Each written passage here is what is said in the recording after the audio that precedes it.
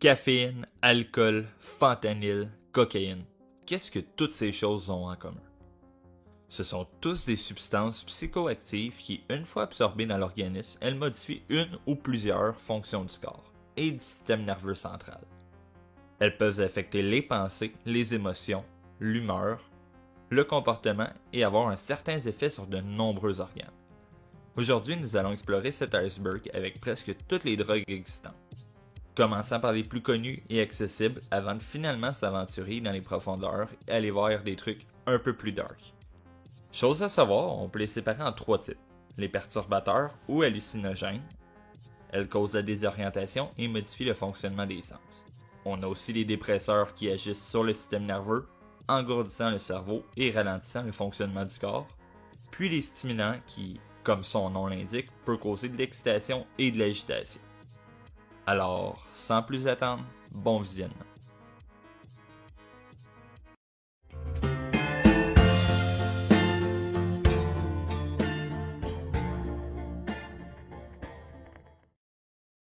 Oui, je vous l'assure, la caféine est une drogue. C'est même celle qui est la plus consommée au monde. On la retrouve dans plusieurs choses comme, évidemment, le café, le thé, le chocolat, les boissons gazeuses et énergisantes, entre autres. Son fonctionnement est plutôt simple. C'est un stimulant qui, 5 minutes après avoir été absorbé, commence déjà à avoir des effets et au bout de 30 est complètement actif. Ça accélère le fonctionnement du système nerveux, ça stimule le cerveau, a un effet très positif sur votre humeur et en plus permet de retarder ou contrer la fatigue. Par contre, une trop grosse dose a des effets opposés, comme des gros maux de tête et d'estomac. Insérez un certain mime au montage, s'il vous plaît. La nervosité en plus d'accélérer le rythme cardiaque énormément. En plus, si vous en consommez de façon régulière et que vous arrêtez, vous allez subir les conséquences aussitôt que 18 heures après votre dernière consommation. Irritabilité, fatigue et gros mal de tête. Les effets finiront par se dissiper dans la semaine qui suit. Tout comme la caféine, la nicotine est assez présente dans la vie de tous les jours, que ce soit par votre propre consommation ou celle des autres. Vous en voyez à chaque jour. Les cigarettes, cigares et autres produits du genre sont fabriqués à partir des feuilles de la plante de tabac, dans laquelle on y retrouve de la nicotine. Les feuilles sont séchées, fermentées et laissées vieillir avant d'être transformées. La nicotine est extrêmement addictive. Une fois absorbée dans les poumons, elle circule dans le sang jusqu'au cerveau en moins de 10 secondes où la libération d'endorphines est causée, c'est-à-dire une sensation de bien-être. Pour vous donner une idée, elle est aussi dépendante que l'héroïne et la cocaïne. Ça fait aucun sens. En plus de cela, elle augmente grandement les risques de cancer, favorise le développement de maladies cardiovasculaires et respiratoires. Honnêtement, il vaut mieux s'en tenir loin.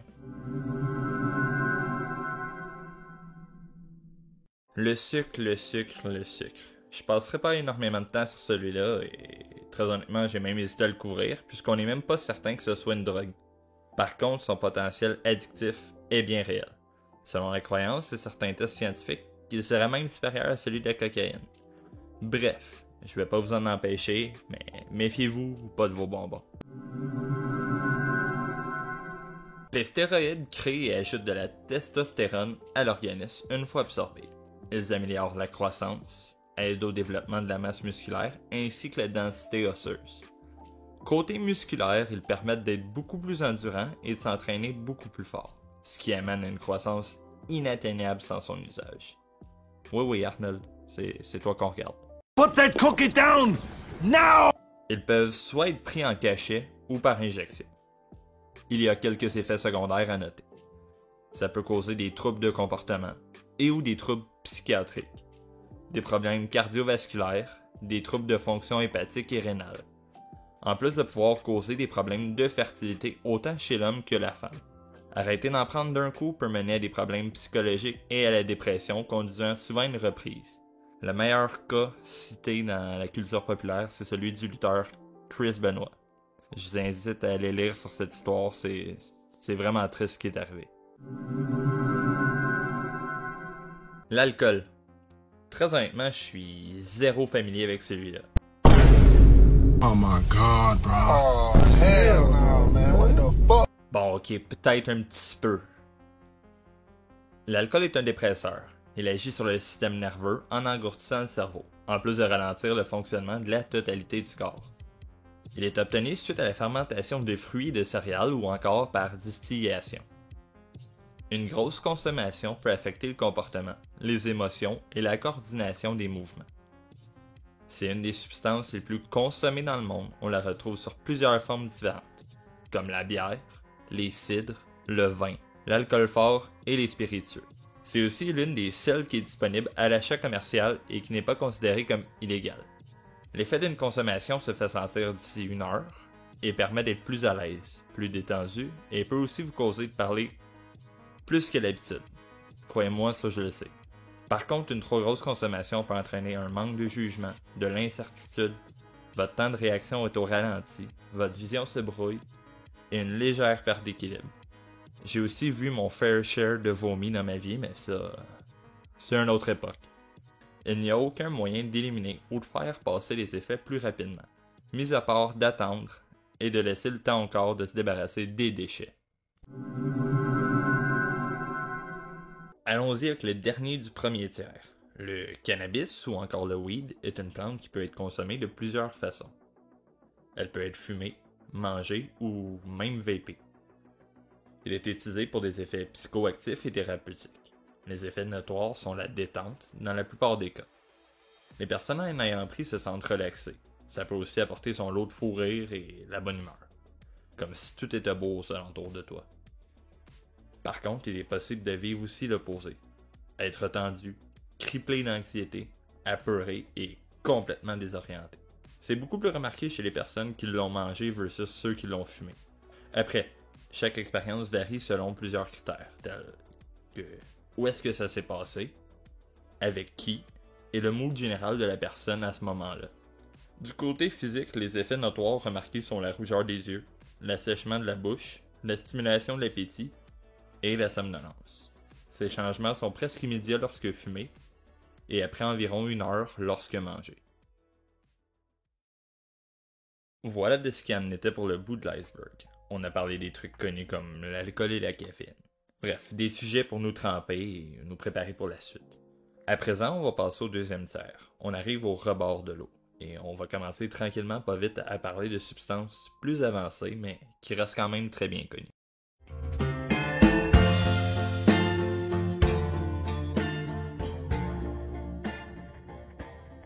Vous êtes toujours là? Oui?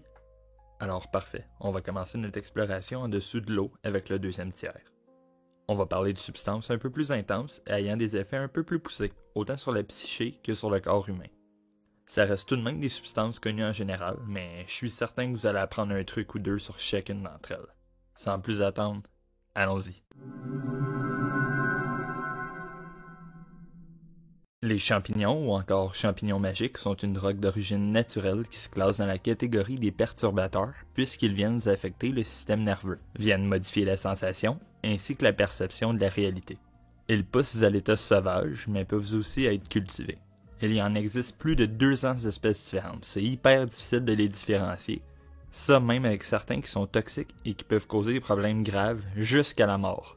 Les champignons contiennent de la psilocybine et de la psilocine qui sont 2 hallucinogènes qui produisent des effets similaires à une autre drogue qu'on va retrouver plus tard dans ce tiers. Les effets notoires reportés sont l'apparition d'hallucinations, de perceptions sensorielles, le fou rire facile au point de se rendre aux larmes, mais peut aussi causer des maux d'estomac, des palpitations cardiaques, une accélération du système respiratoire, ainsi que de vous faire vivre un énorme bad trip, paranoïa, perte de limites et le sens de soi qui se déforme complètement. Il y a aussi un gros risque d'intoxication puisque les effets prennent du temps à apparaître et une tolérance est facilement développable, ce qui peut pousser certaines personnes à en prendre une plus grosse quantité, au point d'être malade et de devoir être hospitalisé. La substance est totalement illégale, donc n'en faites pas et si vous voulez absolument en faire, assurez-vous d'être prudent et bien entouré. Les amphétamines sont un stimulant comparable à l'adrénaline. On les retrouve sous forme de poudre blanche ou rosâtre et en forme de cristaux. Il en existe plusieurs types comme par exemple le méthylphénidate, vendu sous le nom de compagnie Ritalin ou Concerta entre autres. Elles peuvent être soit injectées ou fumées. Peu importe la manière, le fonctionnement est très similaire. Ça vient toucher très rapidement le cerveau, produisant immédiatement une euphorie intense. On appelle ce phénomène le rush. Les effets varient d'une personne à une autre, mais en général, elle vous met dans une situation d'éveil, vous met en confiance, sûr de vous et dans la meilleure des formes. Elle vous rend surexcité et vous fait sentir puissant. Si tout ça sonne incroyable, c'est que je n'ai cité que les effets positifs, si on peut le dire comme ça. De l'autre côté, ça peut engendrer la nervosité, vous rendre tendu, hostile et même agressif. Ah, beaucoup moins plaisant là, hein? Une fois la substance prise, le rush dure 1 minute, mais les effets stimulants peuvent s'étendre jusqu'à 12 heures dans certains cas. Elle peut être hyper dangereuse car elle est majoritairement créée en laboratoire clandestin et le processus n'est jamais uniforme. Parfois, pour venir compléter le mélange, ils peuvent ajouter des ingrédients toxiques, tels que du liquide nettoyant, de l'antigel. J'insiste, vraiment, faites attention. Cette vidéo est faite dans le but d'informer et de faire découvrir, mais absolument pas d'inciter à en prendre.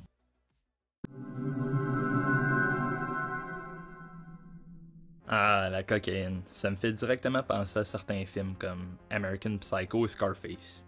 Il en existe 3 types. Tout d'abord, on a la coke, sûrement celle auquel vous pensez lorsque vous entendez le nom. On la retrouve sous forme de fines poudres blanches.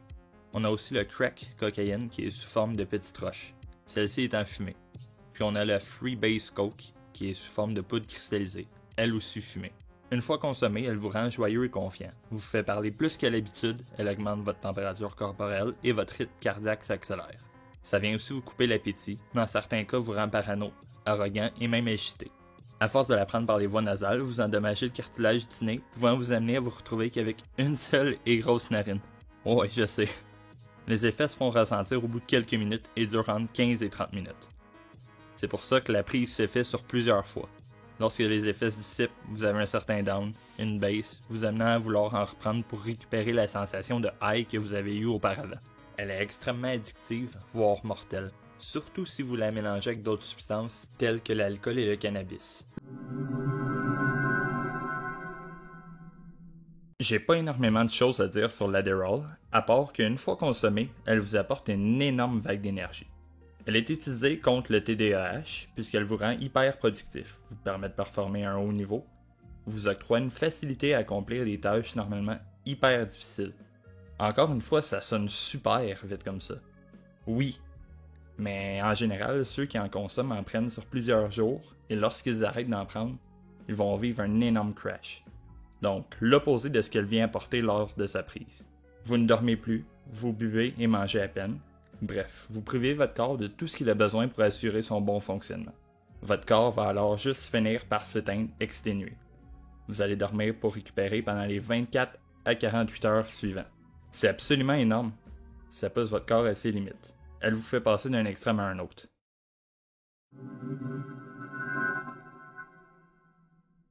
Le LSD ou encore l'acide lysergique diéthylamide, c'est un puissant hallucinogène fabriqué majoritairement de façon clandestine. On le retrouve sous la forme d'une poudre blanchâtre cristalline, inodore et qui a un goût légèrement amer.